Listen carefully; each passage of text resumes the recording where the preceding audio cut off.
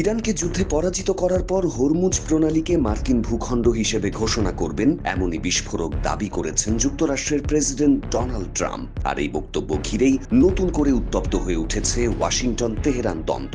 শুক্রবার নিউ ইয়র্কের নাসাউ জেলা পুলিশ একাডেমির অনুষ্ঠানে ট্রাম্প বলেছেন, ইরানকে খুব খারাপভাবে পরাজিত করার পর শিগগিরই আমি হরমুজ প্রণালীকে মার্কিন ভূখণ্ড হিসেবে ঘোষণা করব। তিনি আরো দাবি করেন, বিশ্বের জন্য এটি হবে একটি বড় অর্জন।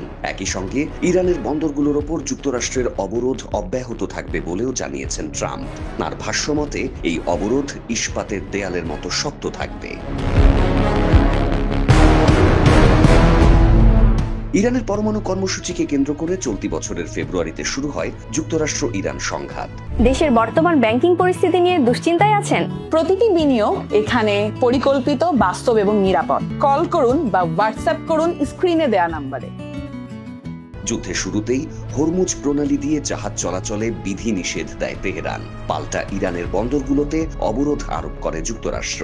জুনে ইসলামাবাদ শান্তি চুক্তি হলেও জুলাইয়ে হরমুজে বাণিজ্যিক জাহাজ আইআরজিসির হামলার অভিযোগের পর আবারও ভেঙে পড়ে সেই সমঝোতা। এরপর থেকে হরমুজকে কেন্দ্র করে দুই দেশের উত্তেজনা আরও বেড়েছে। ট্রাম্পের বক্তব্যের কড়া জবাব দিয়েছে ইরান। উপপররাষ্ট্রমন্ত্রী কাজেম ঘরিবাবাদি এক্সে লিখেছেন, হরমুজ প্রণালী ইরানের ছিল, আছে এবং থাকবে। এটি কখন খোলা বা বন্ধ হবে সেই সিদ্ধান্ত নেবে ইরানই। তিনি আরো বলেছেন, যুক্তরাষ্ট্র নিজেদের অলীক কল্পনা ত্যাগ না করা পর্যন্ত হরমুজে ইরানের নীতি পরিবর্তন হবে না। বিশ্বের গুরুত্বপূর্ণ এই বাণিজ্য পথকে ঘিরে দুই দেশের পাল্টাপাল্টি অবস্থান মধ্যপ্রাচ্যের নিরাপত্তা ও বৈশ্বিক জ্বালানি বাজারে নতুন অনিশ্চয়তার আশঙ্কা তৈরি করেছে।